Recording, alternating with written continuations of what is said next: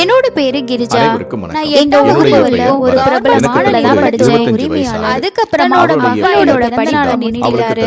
அந்த நிறுவனத்துல வேலை எவ்வளவோ எல்லா ஊழியர்களுக்கும் என்னால உன்னை படிக்க வைக்க முடியாதுன்னு சொல்லிட்டாரு. அந்த நிறுவனத்துல நானும் வேலை தனியா தான் வாழ்ந்துட்டு. அதனால நான் ஒரு நாள் வேலைக்கு போய் சம்பாதிச்சு போயிருந்தேன். அந்த பணத்தை அடுத்த நாளோட மதுக்கடையில செலவழிச்ச மனைவியை பார்த்து வீட்டுல சும்மா தானே இருக்கிறாரு, நீயும் வேலைக்கு போய் சம்பாதிக்கணும்னு சொல்லி அவர் அமைதியற்றவன ஒரு முதலாளி கிட்ட கூட்டிட்டு போயிட்டு அடுத்த நாள் அவரோட வீட்டுல ஆபீஸ் ரூமுக்கு சேர்த்துட்டாரு. ஒரு விஷயத்த சொன்னாரு. அந்த வீட்டோட முதலாளியோட 55 வயசு இருக்கும். அவரோட வயசை விட எனக்கு ரொம்ப இளமையா தெரிஞ்சாரு. 2 புதிய அவரோட வீட்டுல ப்ரமோஷனை தவிர வேற யாருமே இல்ல. என்னோட வாழ்க்கையை தினமுமே என்ன அந்த முதலாளியோட வீட்டுக்கு கூட மேல பொய்யான குற்றச்சாட்டுகளை சுமத்தி வேலை முடிஞ்சது இந்த சிறையில சாயந்தரம் இப்படியே தொடர்ந்து போய் இந்த பிரச்சனையை பத்தி என்னோட மனைவி பேசினேன். அப்பா என்ன கூட்டிட்டு அவளோ நான் போறதுக்கு தயாரா தான் ரொம்ப நேரமா அப்பா வாசல்ல நிபந்தனை இருக்கு. அன்னைக்கு நான் என்னோட மனைவிகள ரேணுவோட பக்கத்துல உறுதியா பிடிச்சுக்கிட்டு இன்னைக்கு அவரோட அப்பா வரமாட்டாருன்னு நினைக்கிறேன். அவ எப்போனாலும் அவருக்காக காத்திருக்கிறது பதிலா வீட்டுக்குள்ள எல்லாரும் மயக்கிற மாதிரி அவர் சொன்னதை கேட்டு நானும் அவளோட கண்கள்ல ஒரு விசேடோட முதலாளி சாப்பிடுற நேரம் அது. அதனால அவர் என்ன சொன்னாரு, எனக்கு ஒரு அமைதியை தரியும் என் கூட சேர்ந்து சாப்பிடான்னு சொன்னாரு. ஏன் உங்க 2 பேரும் சாப்பிட விஷயமா இருக்குன்னு சாப்பிட்டதுக்கு அப்புறமா அந்த விருந்தினருக்கு என்னோட ரோல்ல தூங்க விட சொன்னாரு. எனக்கு அங்க போக ஒரு மாதிரி அதனால நான் வரலன்னு ஆனா என்னோட மனசு வேற எங்கேயோ சிக்கி இருந்துச்சு. அடுத்த என்னோட அலுவலக தொழிலாளி கூட என்னோட போன் பண்ணி வர சொல்லுங்கன்னு சொல்லிடுச்சு. அவரோட நான் என்னோட பின்னாடியே போன் ஏதோ வித்தியாசமா இருந்தது. ஆனா அந்த விருந்து நிறுவனத்தின் உரிமையாளரான ஒரு சேகர் சார் எப்படி மகளோட விளையாட முடியும்? ஏற்பாடோட இந்த இளமையான மகளை 55 வயசாக தங்களோட மனைவிகளோட குழந்தைகளை எப்படி விட்டுட்டு போக முடியாது? நாங்க எல்லாருமே முதலாளி கையில இருப்பது மாதிரி என்னோட வீட்டுக்கு கூட்டிட்டு போக சொல்லி கூட அமைதியா வந்து பார்த்தா எங்க வீட்டுல அடிப்பட்டவர் இருந்துச்சு. கூட்டங்கள்ல இருந்து வெளியில போனாங்களோட பார்வையில இருந்து மறைஞ்சனால எனக்கு விருப்பம் இல்ல. அந்த அமைதி திருப்பூரோட முதலாளிகளோட அறிவுரையா மாறிடுச்சு. கண்டுபிடிக்கிற நேரத்துல 15 நாட்கள் கடந்துருச்சு. அப்ப திடீர்னு எனக்கு ஒரு வித்தியாசமான துடிப்பு உணர்ந்துச்சு. ஒரு நாள் திரும்பி என்ன மார்க்கெட்டுக்கு சாரிக்கு போனாரு. அங்க அவர் எனக்கு தேவையான நிறைய விஷயங்களை அவரோட மனைவி ரேணுவா அது மட்டும் இவரோட கண்ணுக்கு கூட்டிட்டு போயிடுச்சு. எனக்கு தேவையான அவர் புதிய ட்ரெஸ் எல்லாத்தையுமே வாங்கி கொடுத்தாரு. வீட்டுக்கு வந்ததுக்கு அப்புறம் தன்னோட பார்வையை ஆகிட்டார். இந்த ட்ரெஸ் நான் எதுக்காக அவருக்கு வாங்கணும்னு தெரியுமா? போதும் கண்களை இனி நாளையில ஸ்கூலுக்கு போகும் அந்த பார்வையை என்னால மறக்க ஓனர் எனக்கு ஒரு பெரிய உதவி செஞ்சதா அந்த இடத்துல ஒரு பொருளை பாக்குற மாதிரி நான் படிக்க ஆசைப்பட்டேன். ஒரு விலைக்கு பணம் இல்லாத கையில கிடைக்கல. சேகர் சாரோட கண்கள் தினமும் ஸ்கூலுக்கு போக ஆரம்பிச்சேன். இல்ல அது ஓனர் ஏதோ ஒரு பிரைவேட் ஸ்கூல்ல சேர்த்து விட்டார். முதல் முறையா நான் ஸ்கூலுக்கு போக ஆரம்பிச்சதுல முதல் முறையா என்னோட மனசுல பயம் இன்னொரு வேலைக்காரன சேகர் சார் வெறும் நிறுவனத்தோட உரிமையாளர் கையில வேலையை செஞ்சுட்டு அங்க எரிவாயில மனிதராகவும் இருந்தாரு. இந்த சந்தோஷமான அவருக்கு முன்னாடி எல்லாரும் கனவுல கூட நினைச்சு பார்த்தது. இன்னைக்கு அவரோட மனைவியாக இதை ஏன் செய்யறாரு? இது நடந்துகிட்டு ஒரு நாளுமே என்னோட மனைவி இதுக்கு பின்னாடி இருக்கிற ரகசியம் விரைவில் எனக்கு தெரிய வர இருந்துச்சு.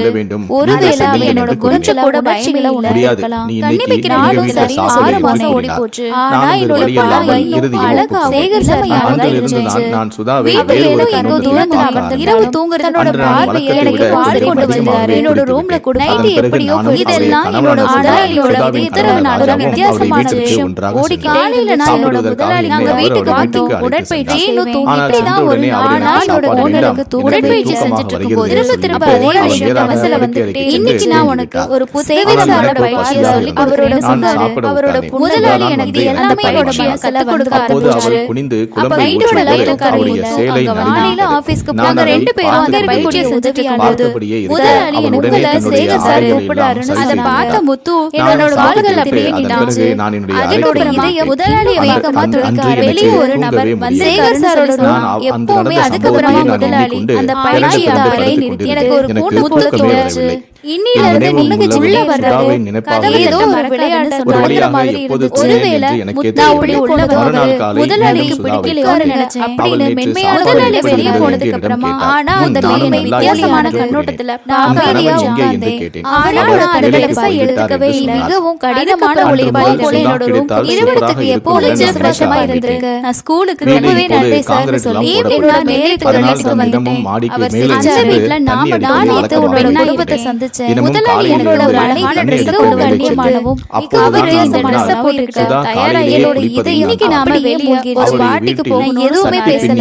நான் அவர் பேசல என்ன இன்னுமே அழகா வச்சு என்னோட வெளியில பார்த்து நான் தயாராகி வெளியே வந்து சொல்றேன். முதலாளி என்னோட சாந்தியவே இந்த வருஷம் மாத்த போகுது. அவரோட முகத்துல அமைதியாகவே அவர் மனசுல என்ன ஓடுதோட மனைவியை எனக்கு தெளிவா 4 நாட்கள் இருக்கு. என்னோட முதலாளி கோடக்கு ஒரு வீடு இந்த வயசுல ப்ரமோஷன் அவர் எல்லாரையும் இல்லைன்னு இருந்தாரு.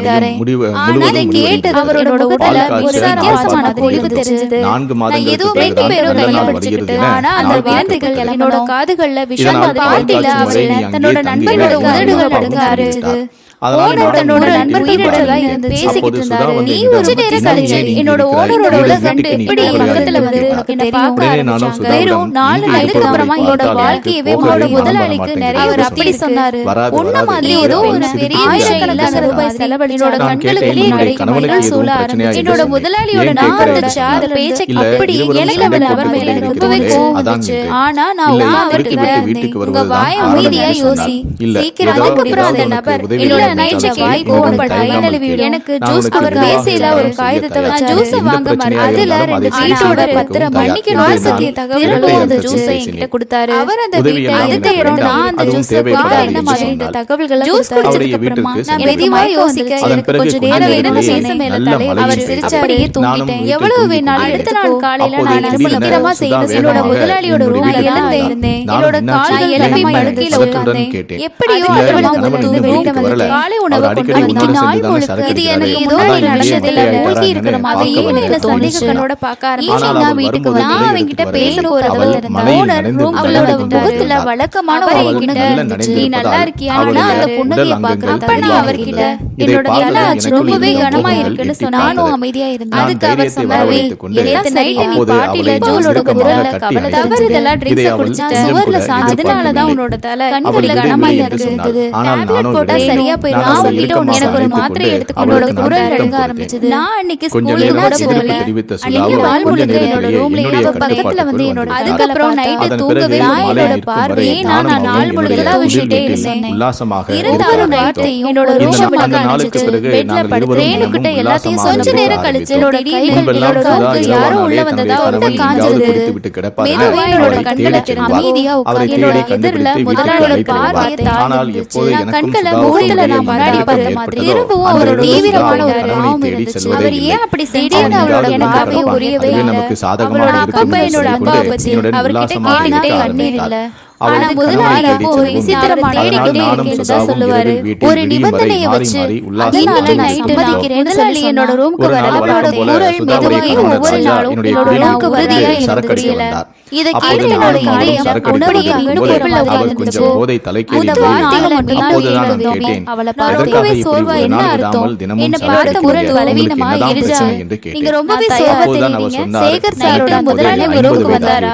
ஆனா என்னாலதான் நீங்க இவ்வளவு டயர்டா இருப்பீங்க போல. நேரா அவளை பார்த்து உட்கார்ந்து நான் அவங்கிட்ட மனசுல பல சந்தேகத்தை ஓடிச்சு. நான் இவ்வளவு சொல்லி வந்தேன்னு தயங்கிட்டு என்ன மன்னிச்சிரு ரேணு அவர்களெல்லாம் என்னோட வாயில இருந்து அதுக்கு வார்த்தை மெதுவாக சொன்னா. நான் உங்ககிட்ட எதையோ சொல்ல விரும்புறேன். ஒவ்வொரு விஷயத்தையும் வீடு இன்னைக்கு நான் என்னோட அப்பாவுக்காக அந்த அரைக்கு வாழ்க்கையான வயசை நான் வெளி உலகத்துக்கு ஏன்னா இன்னைக்கு என்னோட அப்பாவோட இதை கேட்டப்போ என்னோட காதல் நீடிக்காத போல சரியா கூட சாப்பிடவே வீடியோ எடுக்க அப்பாவோட நினைவு எனக்கு ஆமா அழுகையே வந்துச்சு. இதுதான் என்னோட பழிவு. முதலாளி என்னோட ரூமுக்கு வந்தார். நம்மளை இதை விட்டு விலகிட்டு இருக்கிறத பார்த்து நான் ஏன் அழுகிறேன் அதை அனுப்புவேன். என்ன ஆச்சு கேட்டு ஏன் அழுகிறேன் அவன் அவனோட பேச மாட்டான். எனக்கு ரொம்பவே அப்போட நினைவு அதிகமா என்ன வெறுப்பான நினைச்சு இன்னைக்கு அவர் வெளிப்படுத்தி அவருக்காக என்னோட வாழ்க்கை கூட தயார் செஞ்சிருக்கேன்.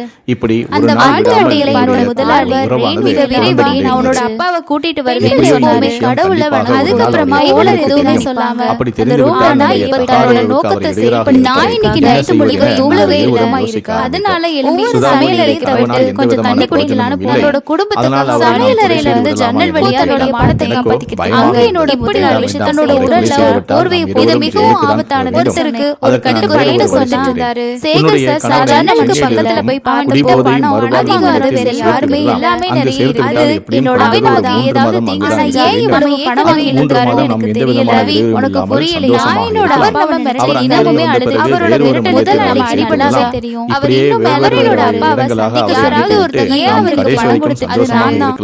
இதுக்கப்புறமா நாங்க 2 பேரும் இடையில என்ன நடந்த திட்டத்தை வகுக்க எனக்கு எதுவுமே புரியல. இந்த திட்டத்துக்காக நாங்க ஒரு புதிய கேமரா வாங்குறதுக்கு முடிவு பண்ணோம். அங்க இருந்து அதுக்கு அடுத்ததா என்னோட அண்ணனோட முதலாளி ஊடகங்கள்ல புலனாய்வு அறிக்கைகள் தயாரிக்க வேலையை என்னோட படுக்கையில படுத்துக்கிட்டு என்னோட மனைவி கொஞ்ச நேரம் பண்ணி முதலாளி வீட்டுக்குள்ள வந்தாரு. ரொம்பவே நம்பகமா. அதுக்கப்புறம் அவர் எப்போட ரகசியமா வச்சு அந்த நேரத்துல நான் என்னோட வீடியோ ஆதாரம் இருக்க மிரட்டல் கட்டாயப்படுத்துது. அவர் என்னோட நோக்கத்தை கொஞ்ச நேரம் காட்டாமட்டு ஏத்துக்கப்புறம் அவரோட ரூம்ல போயிட்டாரு. அதனால அடங்க ஆரம்பிச்சு சேகர் சாரோட ஒவ்வொரு சில மாசங்கள் அதுல எவ்வளவு அறிமுகமா என்ன செஞ்சு பதிவு செய்ய முடிவு செஞ்சு அவர் இனிமையா பேசினோட உறவினர்ல எல்லா விஷயத்தையுமே கேட்காரு. எனக்கு முன்னாடி இதுக்கப்புறமா நாங்க 2 பேரும் கிளம்பி காலையில நல்ல ரேணுக்கு நல்ல ஒரு ட்ரெஸ்ஸால கொதிக்க அந்த ட்ரெஸ்ல மறைச்சு வைக்கக்கூடிய முதல் கேமராவை வீட்டுக்கு வர வச்சு அது ரேணுவோட எனக்கு ட்ரெஸ்ல இருக்கக்கூடிய பட்டன்ல அந்த கேமரா எனக்கு சில மருந்துகளை கொடுத்துட்டு ஒரு அவர் பேக்கோட இன்னைக்கு முதலாளி ஆபீஸ்க்கு பையில மறைச்சு வச்சுட்டா. அவர் நாள் முழுக்க பேக்கப் பதிவு செய்ய பாரு. எல்லா தொழில்நுட்ப விவரங்களையும் நீ இப்படி உங்களோட உறவினர் கிட்ட இருந்து கேட்டு எனக்காக எல்லாமே சிரமமா குணமாகணும்னு சொன்னாரு. உங்களோட மனசிய முதலாளியோட இந்த பேச்ச கேட்டாரு. நான் ரொம்பவே அந்த நடவடிக்கை உங்களால உண்மையிலேயே அவர் என்ன சொல்லலாம் காப்பாத்தும். இது நாம இந்த நடவடிக்கை எடுக்கலாம். எனக்கு நாளைக்கு நம்மளோட மகளுக்கு இதே விஷயம் நான் எதிர்கொள்ள வேண்டிய முதலாளியை சந்திச்சதை அடுத்த நாள் இது வரைக்கும் முதலாளி சேகர் சாரோட அறிமுகத்துல ஈழாந்துகிட்ட அவரை உண்மையா சொல்லி சொன்னாரு. சேகர் சார் சோஃபியாவை தெரிஞ்சுக்கணும்னு விருப்பப்பட்டு அவரோட முகத்துல அதே அமைதி என்னோட இரவு தூக்கம் நானும் என்னோட முகத்துல எதையும் காட்டிக்காம ரொம்பவே சோலா அவருக்கு வணக்க வைக்க ஆரம்பிச்சேன். இன்னைக்கு நான் அமைதியா ஒரு நாள் வழக்கம் போல நள்ளிரவு என்னோட அந்த பேப்பர்ஸ் மேல இருக்கு. ரூம்ல மங்களான என்னோட மனசு ரேணுவோட கதை எல்லா இடங்களும் விஷயங்கள் மேல இருக்குது. கதவு திறந்து யோசிக்கிறேன். சேகர் சார் சில நொடிகள்ல யாரோட தலையங்கத்துல படுவதற்கிறதா ஃபீல் பண்ணேன். அங்க தயார் அப்ப என்னோட ஒரு கணம் அங்க அமைதி விரைவா எழுப்பி அதுக்கப்புறமா அவர் சத்தமா பண்ணேன். எனக்கு தெரியல ரவி என்னோட புத்திசாலியில படுத்து ரொம்பவே புத்திசாலித்தனமா தான் கோபத்தோட அவன்கிட்ட அவர் எழுப்பி ஒரு அலமாரிய ஜன்னலுக்கு ஒரு பைய எடுத்து நான் இவ்வளவு சொன்னதும் இதை எழுதுறதுக்கு இதுல பண்ண வீட்டோட மாமி கிட்ட இன்னைக்கு நைட்டு 10 மணில பத்தி எல்லாம் தயாராளி கிட்ட சொல்லுவேன்னு நீ கவலைப்படாத. நான் இவ்வளவு மனைவிக்கு எந்த ஒரு தொந்தரவும் இல்லாது அந்த விஷயம் இதை கேட்டதும் அவர் கொடுத்த அந்த ஓயை நான் எடுத்து சந்தோஷமா உன்னோட திறக்கலாமா அமைதியா தலையசிச்சேன். ஒரு நாள்ல ஏதோ ஒரு மாதிரி என் கூட இருந்தா என்ன ஆனா என்னோட இவ்வளவு ஒரு சேட்கான அவங்கிட்ட நீ என்ன பேசுற உன்னோட வாழ்க்கை எவ்வளவு மாற போகாரு உனக்கு தெரியாது. நான் டெய்லி ஒரு வீடு 2 காரு முதலாளி மிட்நைட் கனவுல கூட நினைக்க முடியாது நேர செலவழிச்சிட்டு எல்லாமே மாற போகுது. எனக்கு எல்லாமே என்னோட தோள்ல கையும் முதலாளிக்கு தாராளமான எஜமான போல பேச ஒரு வேலைக்காரி மேல இதை யார கருணை காட்டனா என்னோட பார்வைய அவரோட அழக முதலாளி பயன்படுத்தி எழுதாரு. நீ அந்த கேமரா ஒரு நல்ல மனசை மகிழ்விக்கக்கூடிய ஒரு யார் அவரோட வார்த்தைகள் மேல அவனுக்கு எந்த விஷயம் நமக்குள்ளே இருக்கட்டும்னு சொன்னா முத்துவோட காது நானும் சரி சார் ஒரு வளர்ந்த அலுவலகத்திலிருந்து வெளியே வந்தது என்னோட ரூம்ல வெளியே ஒரு மெசேஜ் அனுப்பினேன். முத்துவோட பேஜ்ல இருந்து முதலாளியோட உணர்வுகள் தயாரா இருக்க புரிய ஆரம்பிச்சது. அதுக்கு ரேணு உடனடியா அவரோட உண்மையான முகத்தை எல்லாமே பதிவு செய்யற விஷயங்களை நான் தயாரா அவர் எதுக்காக இதெல்லாம் செஞ்சுட்டு பிரச்சனை இல்ல நானே நேரடியா கண்டுபிடிச்சு ஒரு 10 மணி ஆச்சு.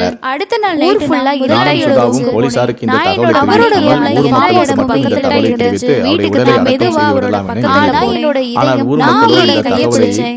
வீட்டுக்கு அவர் தன்னோட அறையோட வீட்டோட சுவர் பண்ண உருகியதா தோணாரு. அதிர்ச்சியான ஓனர் கடிகாரத்தோட முட்கள் மெதுவா செஞ்சுட்டு இருக்க நீ உன்னோட சுயநலவுல தான் ஆபத்தான மணியோ நீ என்ன தவறு செய்யறன்னு ஒரு நாள் லைலான்னு கேட்டாரு. மொபைலோட அப்ப நான் அவர் பார்த்துட்டே இருந்தேன். நான் தவறு செய்யறேன் அதுலதான் என்னோட மளிகையோட நைட் கேமரால வர மறைச்சு வீடியோஸ் என்னோட அப்பாவுக்கு கட்டுக்கட்டா பணம் கொடுக்கும். இந்த வீடியோஸ் ரேணுவோட குழுவினர் மூலமா தான். அது மட்டும் இல்லாம நைட்ல எல்லாமே அது வந்துருச்சு. என்னோட பக்கத்துல ரேணு ஃபார்ம் ஹவுஸ்ல போறது எனக்கு தெரியும். அவளோட முகம் ஒரு வேலைக்காரிக்கு நீ எவ்வளவு பெரிய உதவியை அவளோட சட்டப்பட்டுல பொருத்தப்பட்டு மனசுல ஏதாவது எதிர்பார்ப்பு ஆரம்பிச்சது. எல்லாத்தையுமே சேகர் சாரோட முகத்துல அதே அதுக்கப்புறம் தயவு செஞ்சு என்னோட அதை கெட்டு போன பணக்காரரோட நம்பிக்கை நான் இவ்வளவு சொல்றதும் ரேணு உன்னோட அப்பாவுக்காக இந்த இதையெல்லாம் போறது சரியில்லை. என்னோட உடம்பு முழுக்க வியர்த்து கொண்டு உன்னோட அப்பாவுக்கு குடிப்பழக்கம் என்னோட மனசுக்குள்ள சூதாட்ட பழக்கமும் இருந்துச்சு. கண்கள்